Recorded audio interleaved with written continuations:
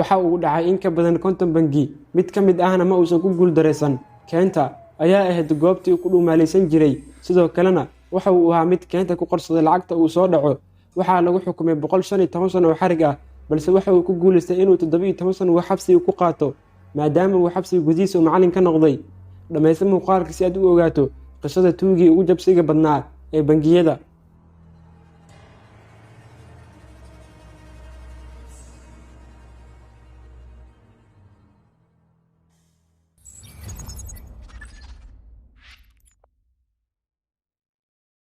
Carl Guggenheim waxa uu dhashay 12 Oktoobar 1947. waxa uu ku dhashay Mareykanka, gaar ahaan gobolka Pennsylvania. da'diisu markay ahayd 15 sano, waxa uu damcay inuu dhaco dukaan lagu iibiyo waxyaabaha macmacaanka ah, balse ninkii lahaa meesha ayaa ku dhuftay rasaas isagoo dhaawac ka dhigay.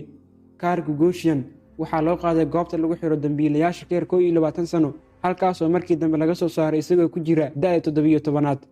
Guggenheim waxa uu ahaa mid aan ku qanacsanayn nolosha caadiga ah. waxa uu qaaday tallaabooyin uu ku horumarinayo naftiisa si uu u noqdo tuug dhaca bangiyada ee aan la soo qaban karin. intii u dhaxaysay 1971 ilaa 1973 waxa uu ka qalin jabiyay jaamacadda Villanova isagoo ka bartay cilmiga electrical engineering. sidoo kale waxa uu ku biiray ciidamada militariga ah ee Mareykanka, wuxuuna ka qaatay tababar xooggan.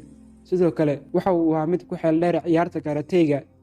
kadib markuu iskaga baxay ciidamadii, waxa uu bilaabay inuu dhaco bangiyada, isagoo qorshihiisii ugu horreeyay fuliyay dhammaadka sanadkii 1973.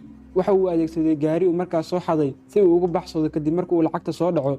waxa uu ahaa mid si taxadar leh u fuliya qorshayaasha uu ku dhiciro bangiyada. waxa uu isticmaali jiray khariiradaha si uu u dhaco bangiyada ku yaala magaalooyinka yaryar, kana ag dhow laamiyada highwayga iyo kaymaha, si marka uu lacagta uu soo dhaco ugu dhumaalaysto kaymaha ayna u adkaato in booliiska ay gacanta ku soo dhigaan. sidoo kale waxa uu ahaa mid mar walba hor fadhiista bangiyada uu dhici rabo si uu u ogaado qaababka ugu fudud ee uu jabsan karo bangiga iyo sida uu uga baxsan karo lacagta uu rabo.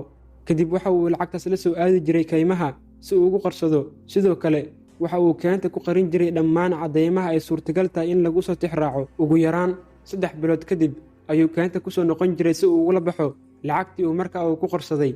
waxa uu bangiyada dhici jiray habeenka Jimcaha, waana sababta keentay in loogu yeero The Friday Night Robber. Guggenheim dhammaan qorshayaashiisa ma uusan ku guuldareysan, mana jirin cid aqoonsan kartay wejigiisa iyo qaab dhismeedka jirkiisa. booliiska ayaa ku adkaatay soo qabashada ninkan, kadibna FBI-da ayaa loo gudbiyey kiiskiisa.